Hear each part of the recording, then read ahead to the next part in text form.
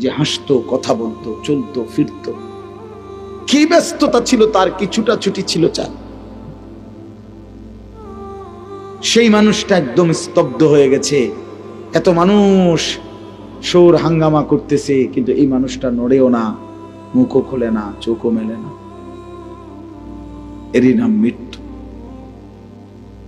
এরই নাম মৌত।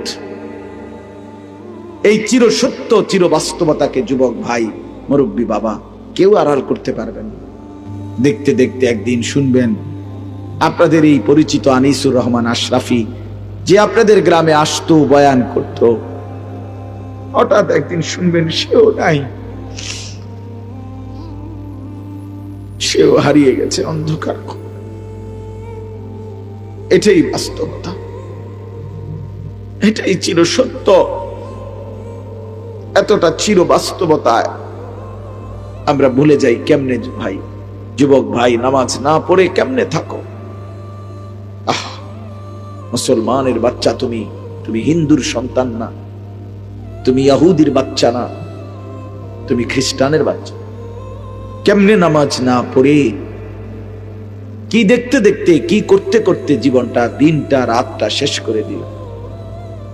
আহারে আফসুস, আমার বড় আফসুস লাগে।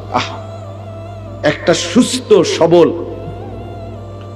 16 বছরের, 14 বছরের, 18 বছরের ছেলে মেয়ে কি কারণে, কি বুঝে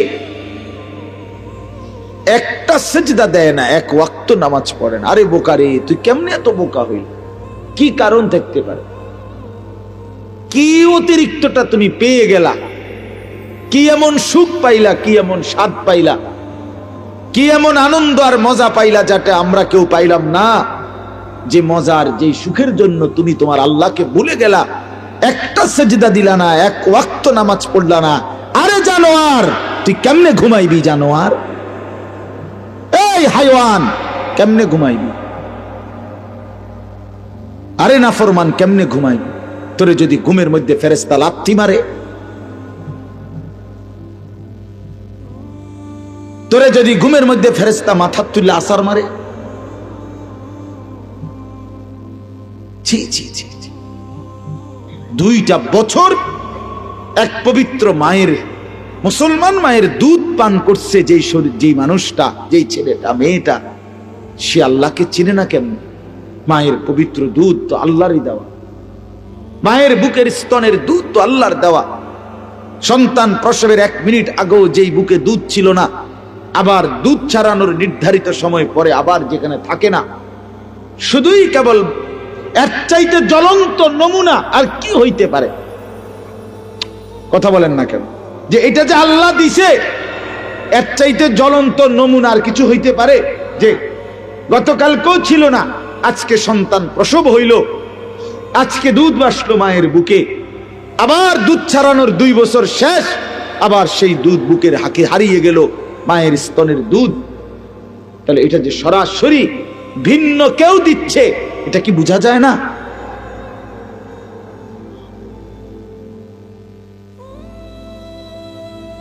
সেই পবিত্র মায়ের দুধ 2টা বছর, 1 দিন 2 দিন না, যে সন্তানটা গ্রহণ করলো আল্লাহর, সেই তুমি কেমনে নামাজ পড়ো? এই জন্য বললাম, আমার যে কথাটা ছিল যে আমরা প্রত্যেকেই আমাদের হায়াতের কদর করি। তো ওয়ান হয়ে বলতেছিলাম, এই কথাটাই শেষ করব, যে আমাদের হায়াতটাও ওয়ান হয়ে, মানে কি? মানে হইল আমরা যে এখানে মনে করেন আমরা ছোট বড়, দাদা চাচা, বাবা ভাই, যুবক, আমরা যারা আছি এখন বসা, আমরা প্রত্যেকেই আমাদের এই হায়াত ওয়ান হয়ে, অর্থাৎ আমরা কেবল সামনের দিকেই যাইতে হবে, পিছনের দিকে ফিরে আসা কারো পক্ষে সম্ভব। ইউটার্ন লইলে হইতো না, এখানে ইউটার্নের কি নাই সিস্টেম। আপনারা আমরা কেউ, একটা ছেলে বলো বা একটা বাবা বলে, আজকের দুপুরে আমরা আর ফিরে যাইতে পারবো? গতকালকে আমরা আর ফিরে যাইতে পারবো? এটা ওয়ান হয়, একমুখী রাস্তা। এখানে শুধুই সামনে যাইতে হবে, পিছন ফিরতে পারবেন। যুবক ভাই, তুমি সামনে যাইতে হবে, হয় তুমি আরো কিছুদিন হায়াত পাইয়া বুড়া হবা, আর নয়তো তুমি হয়তো এখনই কবরে চলে যাবে। মুরব্বী বাবারা, আপনারা হয়তো আর কিছুদিন হায়াত পাবেন, আর নয়তো কবরে চলে যাবে। আমার যেটা চলে গেছে, এই তো জিন্দেগি। তাহলে আমরা আমাদের হায়াত একবারই, আমাদের রাত একবারই, আমাদের দিন একবারও আর আসবে না। আমরা যেন প্রত্যেকেই এটা বুঝতে শিখি। প্রতিটা দিন আমরা কিতাবে পড়ছি, প্রত্যেকটা দিন যখন শুরু হয় এবং রাত যখন শুরু হয়, তখন শুরুতেই, দিনের শুরুতে, রাতের শুরুতে ডেকে বলে, দিন ডাকে, রাত ডাকে মানুষকে, হে আল্লাহর বান্দা, আমি একবারের জন্যই এসেছি, আর আসবো না, আমারে নষ্ট করো না, কদর করো। রাতও বলে এটা, দিন। আবার যখন শেষ হইতে লাগে রাত বা দিন, মনে করেন আসরের পরে মাগরিবের আগ টাইমে দিন শেষ হয়ে যায় না, সূর্য ডুবে যায়, ঠিক কিনা বলেন? আবার সুবহে সাদেকের সময় সকালবেলা সূর্য উঠার আগে আগে রাত শেষ হয়ে যায় কিনা? প্রতিটা দিন যখন শেষ হইতে লাগে, রাত শেষ হইতে লাগে, তখন আবার সে ডাকে পৃথিবীবাসীকে, আবার ডাক দেয়, হে আল্লাহর বান্দা, আমি তো আর আসবো না বলছি, আমি তো চলে যাচ্ছি রে, আমারে বুঝি বিনা সেজদায়, বিনা আমলে, বিনা জিকিরে এমনে ছেড়ে দিলি?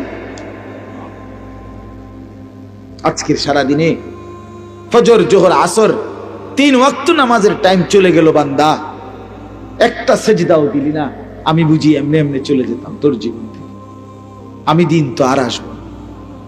আজকের রাতে মাগরিবে, এশা, তাহাজ্জুদ, কত লম্বা সময় চলে গেল। আহা বান্দা, সারাটা রাত মোবাইলের ছবি, নাচ, গান, জিনা, ব্যভিচারের দৃশ্য, নাটক, সিনেমা, অথবা শুধু শুধু ঘুমায় ঘুমায় শেষ করে দিলা, একটা সেজদাও দিলা না। বলে এই জন্য আর আসবেন 13ই ফেব্রুয়ারি 2024, রোজ মঙ্গলবার, পৃথিবীতে আর কোনোদিন আসবে? আগামী বছরের 13ই ফেব্রুয়ারি তো 2024 না, ঠিক না? আগামী মঙ্গলবার তো আগামী মঙ্গলবার, কিন্তু সেটা তো 13ই ফেব্রুয়ারি না, আর আসবে। অতএব এটা বলার একটা শেষ উদ্দেশ্য হলো, আমরা ভালো হওয়া দরকার। আমাদের এই হায়াত কাজে লাগাইলো, এটা নষ্ট করে দিল। এটা খানায় আপনার এদ্দুর, খাইলেও পারে, হালাই দিল, আপনার বরাদ্দই এদ্দুরই বরাদ্দ, আপনি বরাদ্দ বাড়াইতে পারবেন। আর রিজকু মাকসুম, সবকিছু বন্টন করা, তাকদীর নির্ধারিত।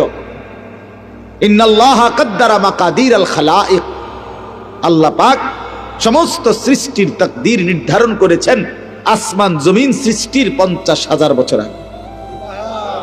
একটা পিঁপড়া আমরা দেখি আমার সামনের থেকে পার হয়ে গেছে, এবড়া টিপ দিয়ে মেরে গেছে, তার মানে সে আল্লাহ তাআলা তার হায়াত এখানে,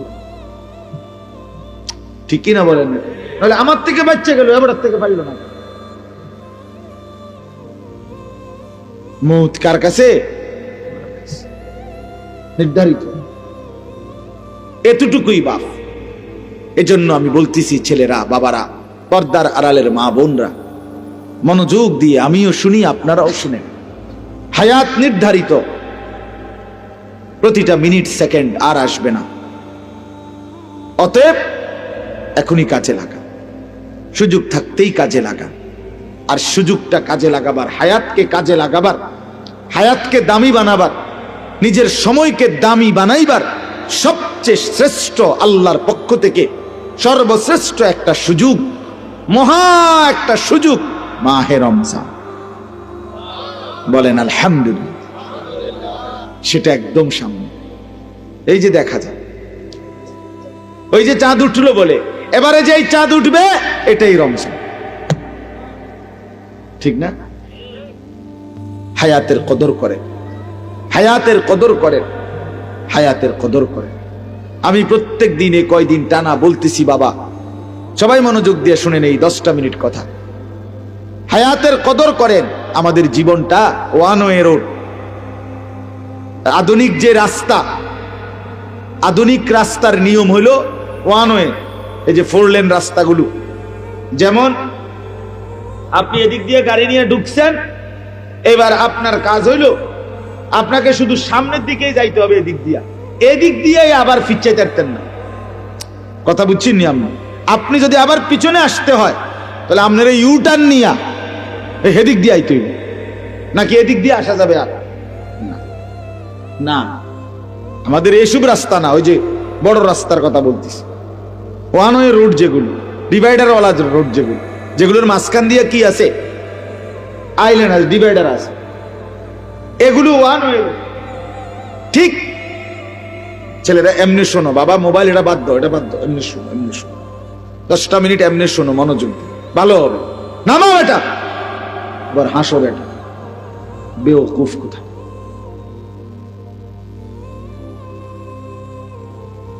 নামাও, এমনি শোনো বেটা। জি বলতেছি, আমাদের এই হায়াত মোবাইল হাতে ধরে রাখলে শোনা হয় না, বুঝাও হয় না কিছু। এ গোড়ার কাশি এটা লই এই ব্যস্ত, এ আকাম লই এই ব্যস্ত, জিন্দিগিটাই মোবাইল। আসো মোবাইলের দিকে চাইয়া, কান দেও মোবাইলের দিকে, ট্যাঙ্গালগি দেও মোবাইলের দিকে চাই, চুলেরে নিজে নিজে লারে টানে, পিচ্চায়, আউগায়, হ্যাঁ তার সিরা প্রতিবন্ধী নিজে নিজে। অনেক ফোলাফায় না, আমি দেখি যে নিজে নিজে এরকম করে চুলের বুড়ায় আঁটে, একবার কাইতে হয়, একবার হতে কি করে, আবার নিজে ছবি। হায় হায়, আমার মনে হয় পাবনার কোনো নাম্বার নাই, আমাদের নাম্বার আছে। পাবনা মেন্টাল হসপিটালের কাছে লোকের নাম্বার আমাদের আছে, আমি হেন ওয়াজ করে আছি, আপনাদের কারো লাগলে নিয়ে। হ্যাঁ ব্যস্ত, পাগল দেখতে হয়। হ্যাঁ হ্যাঁ, আমি 1-1.5 ঘন্টা দেখছি। আহা, পাবনা মানসিক হাসপাতাল, এই যে বাংলাদেশে যেটা বড় পাগলের হসপিটাল, আমি নিজে গেছি ভাই, 1-1.5 ঘন্টা ঘুরে ঘুরে দেখছি, আসর থেকে মাগরিব। আহা, একটা দিন আমি ওয়াজে বহুদিন বলছি, কমপক্ষে যদি 200 লোক দেখে থাকি পাগল, কথার কথায়, এরকম ছোট ছোট খোপ খোপ রুম, গ্রিল সহ জালি দেওয়া, ভিতরে ঢুকতে দেয় না, ওদের কাছে ঢুকতে দেয় না, ওই জানালার মধ্যে কথা কম যায় আর কি, তাও সবাইরে ঢুকতে দেয় না, অনুমতি নিয়ে যাইতে হয় বিশেষ। তো যাই হোক, আমি যদি 200 পাগল দেখে থাকি, বিশ্বাস করেন কসম, সর্বোচ্চ 2 জন হবে বুড়া মানুষ, আর 198 জন হবে যুবক ছেলে। বিশ্বাস করে, সব ইয়াং ফ্লাফ। আমার চোখে দেখা, আমি নিজ চোখে দেখছি। হ্যাঁ, পাগল বানাই দিছি। আমি জিজ্ঞাসা করছি, যুবক নাম কি তোমার? বলছে রবীন্দ্রনাথ ঠাকুর। তার নাম রবীন্দ্রনাথ ঠাকুর? তাহলে তো বুঝাই গেল সে কি। বলেন, হাসির বিষয় মনে করেন? আল্লাহ তাআলা যদি আমাদের এই ব্রেন, মাথা সুস্থ না রাখে,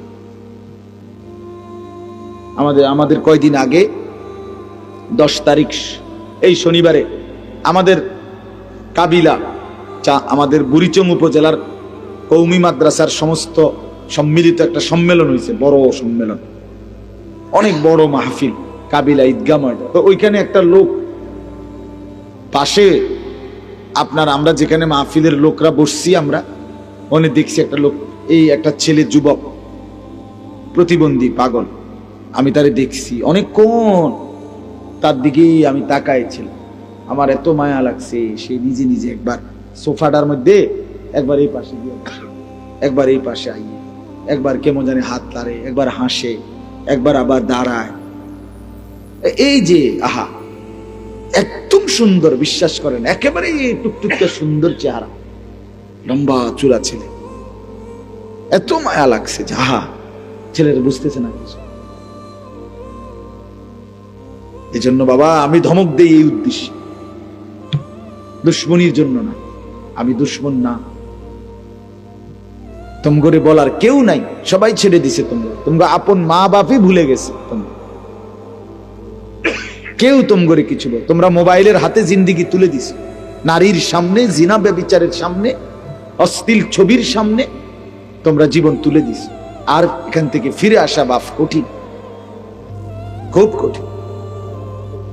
ইয়া লাইতানি কদ্দামতু লিহায়াতি। রব্বুল আলামিন বলেন হাসরের ময়দানে প্রত্যেকটা নাফরমান আফসোস করবে, হায় যদি দুনিয়ার হায়াতে থাকতে আজকের আখিরাতের জন্য কিছু পাঠাইতাম।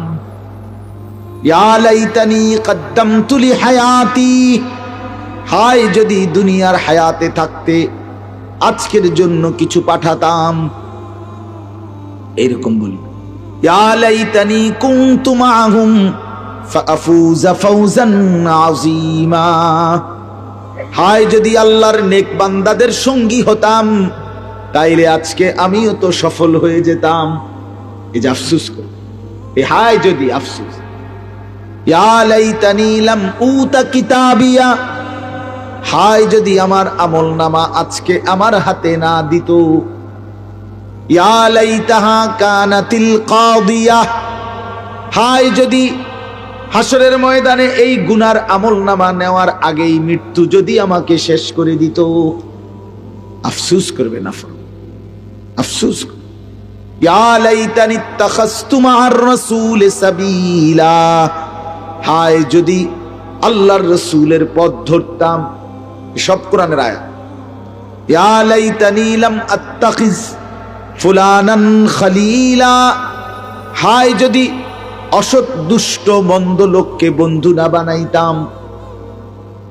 সে তো আমাকে নামাজ ভুলায় দিছে, সে তো আমার আখিরাত ভুলায় দিছে।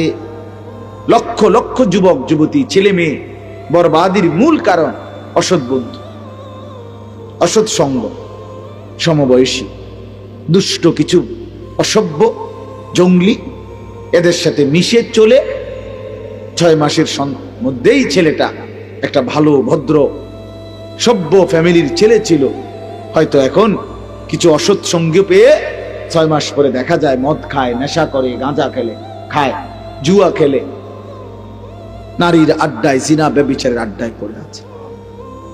জিন্দেগি শেষ, জীবন শেষ। আফসোস করে। এজন্য হাসরের ময়দানে এই নাফরমানরা আফসোস করে, ইয়া লাইতানি লাম উশরিক বিরাব্বি আহাদা, হায় যদি আল্লাহর সাথে শরীক না করতাম। ইয়া লাইতানা আতানাল্লাহ ওয়া আতানার রাসূলা, হায় যদি আল্লাহ এবং তার রাসূলের আনুগত্য করতাম। এভাবে অনেক আয়াত আছে যেখানে বারবার এই কথাটাই, যে নাফরমান পাপী বেআমল হাসরের ময়দানে মাথা চাপড়াইবে, আহা কি করলাম, আহা কি করলাম, আহা কি করলাম, সময় তো পাইছিলাম, কেন নামাজ পড়লাম, কেন নামাজ পড়লাম। হাত্তা ইদা জাআ আহাদাহুমুল মাউত ক্বালা রাব্বিরজিউন, আল্লাহ বলে প্রতিটা পাপী নাফরমান মৃত্যুর মুখোমুখি যখন মালাকুল মউত আজরাইল এসে দাঁড়াবে, প্রত্যেকটা নাফরমান আল্লাহকে বলবে রব্বিরজিউন, আল্লাহ কিছুটা সময়ের জন্য আবার দুনিয়ায় ফেরত দেন।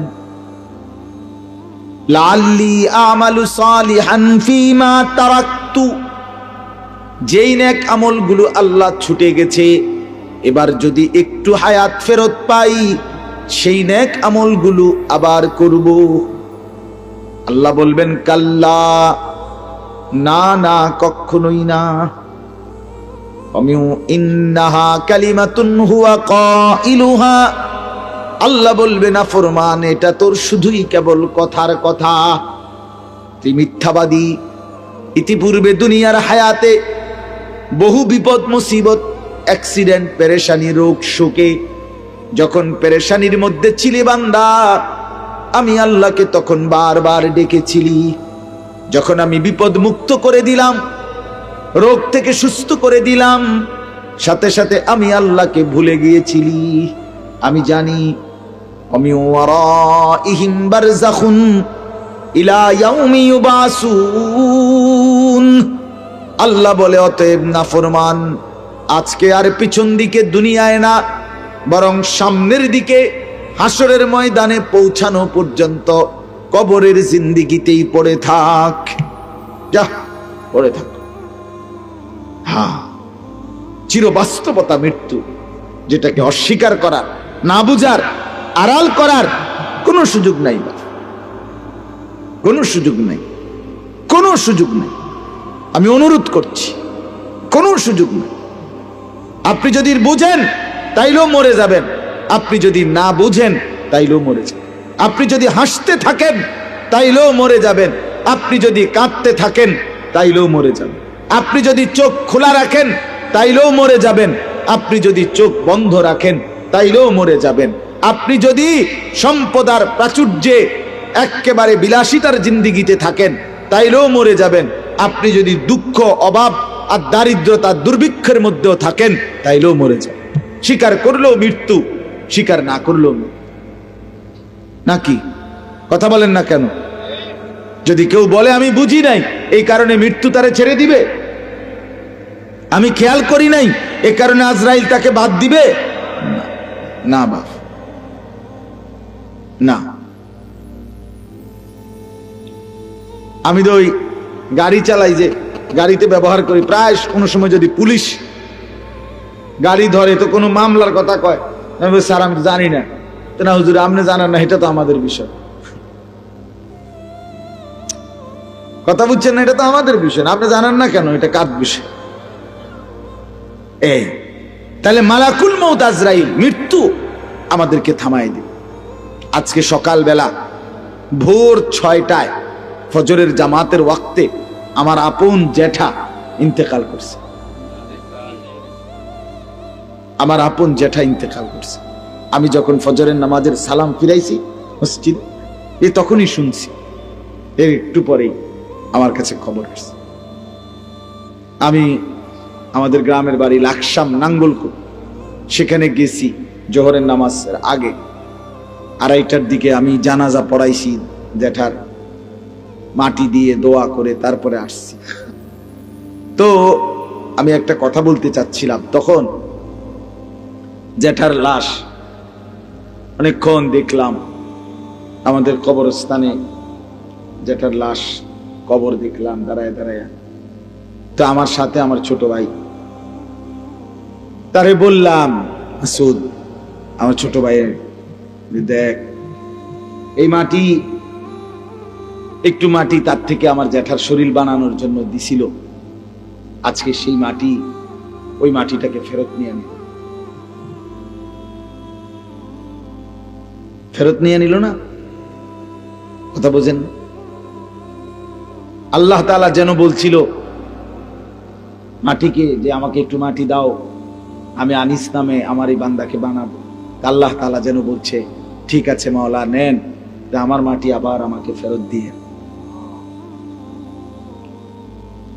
তো ঠিকই এই কবরে রাখলে কিছুদিন পরে তো মাটি হয়ে যাবে, তার মানে মাটি তার নিজের মাটি নিয়ে নিল। এই জন্য বাপ, আজ আমি এটা খুব বুঝলাম যে মাটি তার 1 ইঞ্চি মাটি ছেড়ে দেয় না। এই পৃথিবীর সমস্ত মানুষের জন্য যে মাটিগুলো সে দিছে, সেই মাটিগুলো সে সময়ের ব্যবধানে পর্যায়ক্রমে আবার নিয়ে নিচ্ছে, আবার নিয়ে নিচ্ছে। আমার ছোট ভাই আমারে বলতেছে, আমাদের যে কবরস্থানটা, এইখানে আমার দাদার কবর, এর সাথে আমার দাদির কবর, আমার বাপ চাচারা 3জন এই পর্যন্ত ইন্তেকাল করছে। আমার 3 নাম্বার চাচার কবরের পরে আমার আব্বা, এরপরে আমার বাবার কবর, আর দাদা দাদির পায়ের কাছে আজকে জ্যাঠার কবর দিল। তা আমার ছোট ভাই কানতে কানতে কইতেছে, কহ ভাইয়া দেখেন ভাই, দাদা দাদি মানে মা বাপ, এরা তাদের সন্তানদেরকে আবার মাটির নিচে কোলের কাছে নিয়ে গেল। মাটির উপরেও তো কোলের কাছেই ছিল একদিন, আজ আবার মাটির নিচে তাদেরই কোলের আশেপাশে কি নিজ সন্তানদেরকে আগলায় নিল। গত বৃহস্পতিবার রাতে 1টা-1:30 বাজে, 1:30টার পর আমি আমার দেশেই আমার মাহফিল ছিল। জ্যাঠা অসুস্থ ছিলেন, বিছানায় শয্যাশায়ী আজকে 3-4 মাস। আমি দেখছি রাত্রে 1:30 2টায় যেটা কথা বলছে, দুই একটা শব্দ কইছে, যেটারে হাদিয়া দিছি, জিগাইছে কয় টাকা দিছ, কইছি, দোয়া করছে, আমি ফুঁটু দিছি, দোয়া করছি। আজকে গিয়ে দেখি ঢাকায় রইলাম। আমার সেই জলজ্জান্ত জ্যাঠা যে হাত নাড়তো, কথা বলতো, চোখ খুলতো, সে একদম স্তব্ধ হয়ে গেছে। কি আশ্চর্য বিষয়! আরে বাপ, যুবক ভাই, এটা বুঝতে শেখো দোস্ত। আমি দেরি করব না। রাত গভীরে এই ঠান্ডা কুয়াশার মধ্যে আমরা একটু ইনসাফের সাথে ভাবি, একেবারে জলজ্জান্ত একটা মানুষ যে হাসতো, কথা বলতো, চলতো, ফিরতো, কি ব্যস্ততা ছিল তার, কিছুটা ছুটি ছিল চার। সেই মানুষটা একদম স্তব্ধ হয়ে গেছে। এত মানুষ শোর হাঙ্গামা করতেছে, কিন্তু এই মানুষটা নড়েও না, মুখও খোলে না, চোখও মেলে না। এরই নাম মৃত্যু, এরই নাম মৌত। এই চির সত্য, চির বাস্তবতাকে যুবক ভাই, মুরব্বী বাবা, কেউ আড়াল করতে পারবেন না। এটা দল না, এটা পার্টি না। আপনি এটা করেন, আমি আরেকটা করি। আপনি আমাকে, আমি আপনাকে পাশ কাইটা এড়াইয়া চলে গেলাম, এটা হতে পারে, কিন্তু মৃত্যুকে কথা বলেন। কুল ইন্নাল মাউতাল্লাযী তাফিররুনা মিনহু ফাইন্নাহু মুলাকীকুম। রব্বুল আলামিন বলে, বন্ধু আপনি বলে দেন, মৃত্যু থেকে বান্দা যেখানেই পলায়ন করো না কেন, মৃত্যু নিজেই তোমাদের সাথে এসে মোলাকাত করবে, সে নিজেই দেখা করবে। আইনামা তাকুনু ইউদরিকুমুল মাউতু ওয়ালাউ কুনতুম ফি বুরুজিম মুশাইয়াদা। রব্বুল আলামিন বলেন, বান্দা যেখানেই তুমি থাকো না কেন, এমন সুউচ্চ দালান, যেই দালানের ভেতরে ঢুকবার মতো একটা মশা মাছি কিংবা পিঁপড়ারও কোনো সুযোগ নাই, একদম নিশ্ছিদ্র সুউচ্চ দেওয়ালের ভিতরেও যদি আশ্রয় নাও, আল্লাহ বলেন মৃত্যু সেখানেই তোমার কাছে পৌঁছে যাবে। যাবে কিনা? মা তাসবিকু মিন উম্মাতিন আজালাহা ওয়া মা ইস্তাখিরুন। আল্লাহ বলেন কোন জাতি, কোন সম্প্রদায় তার মৃত্যুর সময় 1 মিনিট আগাইতেও পারবে না, পিছাইতেও পারবে না, কোনোভাবেই না। কত আয়াত যে আছে, কতভাবে যে আল্লাহ এটা বলছে, কতভাবে বলছে, এরে বান্দা থাকবি না, রে বান্দা থাকবি না। তোর বাপ ছিল না, তোর দাদা ছিল না, তোর বংশের কতজন ছিল না, তুইও থাকবি।